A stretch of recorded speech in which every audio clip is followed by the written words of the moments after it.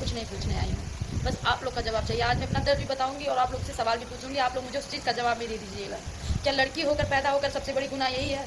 आप लोग बता दीजिए। अगर लड़की पैदा होने का गुनाह है तो शायद भगवान लड़की का जन्म ना दें। लड़की की ज़िंदगी ना दोस्तों बहुत गंदी होती है, बहुत गंदी। इधर जाओगे तो लतिया हो जाओगे, उधर जाओगे तो प्यार कर लियो तो गलती है, बिना प्यार का शादी कर लियो कुछ हुआ तो भी गलती है। लड़की लोग की ज़िंदगी क्या हमको कुछ समझ नहीं आता। शायद भगवान लड़की के घर जन्म ही नहीं देना चाहिए था। मैं अपने माँ बाप के घर की इकलौती लड़की थी और मुझे अकेले पता नहीं भगवान क्यों एक बहन और नहीं दी। मुझे एक बहन और दे दी होती तो आज सारी ज़िंदगी मुझे देखने से पहले ये दिन नहीं देखती। पर मैं गलती की हूँ, इस चीज़ का मैं मानती हूँ। मेरे माँ बाप की गलती नहीं है, ये गलती मेरी है, जो कि दोस्तों मैं प्यार की थी। माँ बाप की इज्जत उड़ाने वाली सिर्फ लड़कियां होती हैं, उनकी औलाद होती है। और माँ बाप का संस्कार बहुत अच्छा रहता है। माँ बाप तो कभी सोचते नहीं है मेरे बच्चे गलती करे, पर उस सबसे घटिया सबसे नीच जो भी होते हैं औलाद होते हैं, उस घटिया को और उस औलाद को मैं अपने आप को समझती हूँ। मैं घटिया हूँ, मैं नीच हूँ, मैं जो कि प्यार की और प्यार करके इतना बड़ा फैसला नहीं लेना चाहिए था। माँ बाप से बढ़कर कुछ नहीं है। जहाँ माँ बाप हाथ पकड़ा देता वहाँ पड़े रहो, वही रहो। माँ बाप जैसे होगा रूखा सूखा वो कैसे भी करके कर देंगे, पर कमाने का उम्मीद करके और किसी का हाथ पकड़ के सोच के कि चल जाओगी जिंदगी पड़ा हो जाए तो नहीं होगा पूरा। अगर दो पैसा कमाने के लिए होगा माँ बाप बनाते तो उसमें बच्चे लोग की गलती रहता है। हाथ पकड़ के सोच के कि चल जाओगी जिंदगी पड़ा हो जाए तो नहीं होगा पूरा। अगर दो पैसा कमाने के लिए होगा माँ बाप बनाते तो उसमें बच्चे लोग की गलती रहता है, जो कि बाहर जाकर नगरिया करते हैं, वो मैं हूँ। मैं कमाने के स्वार्थ से लाइन में आई, फिर इस लाइन में मैं आ गई, फिर प्यार की उस चीज का कलंकित मैं हूँ। माँ बाप का भी सर नीचा करने वाली मैं हूँ। मैं मानती हूँ, मैं खुद को मानती हूँ। मैं नई यूट्यूब लाइन में आई वीडियो बनाने के लिए। माँ बाप तो राजी हो गए, पर माँ बाप को नहीं ना पता था कि इस लाइन में जाएगी तो प्यार करेगी। घर परिवार से सबसे दूर होकर रूम लेकर रहो वीडियो बनाने के लिए सब कुछ सोची थी। बाकी प्यार ही घटिया निकल जाए तो क्या फायदा प्यार करके। और जब हम जो अपना हम सफर है वो ना समझे, वो ना कुछ करे तो कुछ लाखों रुपया कमाकर लाखों पब्लिसिटी बनाकर कुछ नहीं है, बर्बाद हो जिंदगी। ऐसी नहीं चाहिए पब्लिसिटी जिसमें सुकून ना रहे, जिसमें खाना बना हुआ भी ना खा जाए, तो ऐसी जिंदगी क्या किया जाएगा। दोस्तों मैं 9 दिन का कलसा बैठा आई हूँ, मैं मजबूर हूँ, नहीं तो मैं अभी निकल जाती रूम से। अब कौन आ रहा है मेरे रूम से निकल जाती हूँ। पर चलो ठीक, अच्छी बात है, मुझे इतना टॉर्चर मत करो। मैं गुनाह अपने आप को कबूल करती हूँ। तो मेरी मम्मी भी मुझे खोज रही है कि तोर गलती है, हम क्यों गलती रह रहे, तोर गलती है, ते काहे प्यार कर ली, तोर गलती है। अगर ते प्यार नहीं करो तो प्यार नहीं करो तो हम कहीं गरीब है घर से टूटा जाए तो क्या करे। सही बात है, माँ बाप जहाँ पकड़ा दे वही जिंदगी काट लो, खत्म हो जाओ, वही खत्म है। पर सुखी की जिंदगी ये मत सोचो जिनको पैसा वाले हैं जो ना वो सुखी जिंदगी कंचित ही लोग आते। जितना ही पैसा होते जाता है उतना ही संकट बढ़ते जाता है, उतना ही मान के चलिए उतना दिमाग में वो रहता है। अगर जब गरीब रहते हैं ना तो भूख भी बहुत ज़्यादा लगता है और खाने के लिए कैसे भी कैसे हो जाता है। पर जब पैसा कमाने लगो तो वो करना है, वो करना है, इसका शौक है, उसका शौक में खत्म हो जाता है जिंदगी। और आज का समाज जो है ना दोस्तों इतना ज़्यादा दिखावा हो गया है ना। अगर आपके पास कुछ नहीं है तो आपको लात मार के ढकेल दिया जाता है। आज मेरे माँ बाप गरीब हैं, आज माँ बाप की गरीबी दूर करने के लिए इस लाइन में आई थी, प्यार की ये सजा मिला।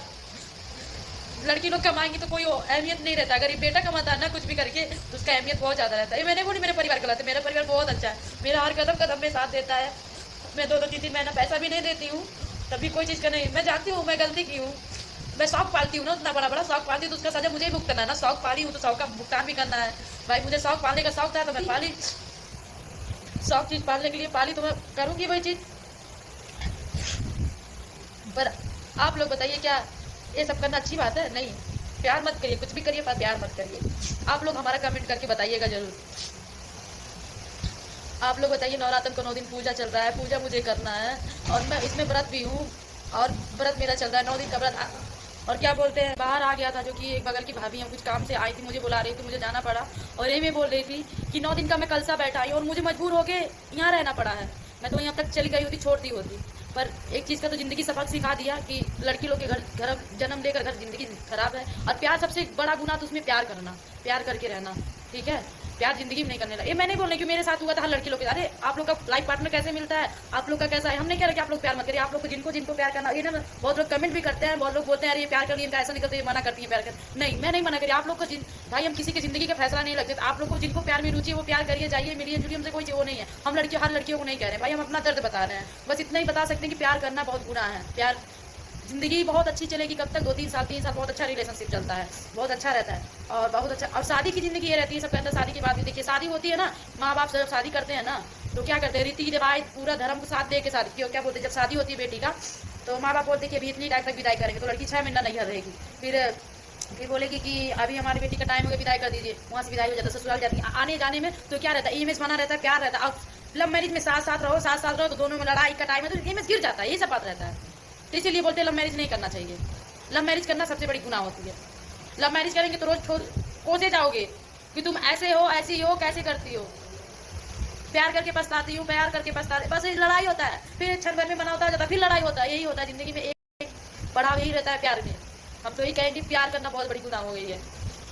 मुझे कुछ रास्ता नहीं सूझ रहा है। मैं घर जाऊंगी तो क्या करूंगी, घर जाके मैं ऐसे बैठूंगी, वीडियो बनाऊंगी कि नहीं बनाऊंगी, मन करेगा तो बनाऊंगी कि नहीं, मैं क्या करूँ। मेरी जिंदगी अब आगे कुछ दिख नहीं रहा, आगे मैं करूंगी तो क्या करूंगी। मेरी जिंदगी में इतना देर आगे, माँ मम्मी दूसरी जगह शादी करने के लिए बोल रही है। चलो ठीक है, मैं मानती हूँ, मैं कल के लिए शादी करके मैं वहाँ खुश रहूंगी, नहीं रहूंगी खुश।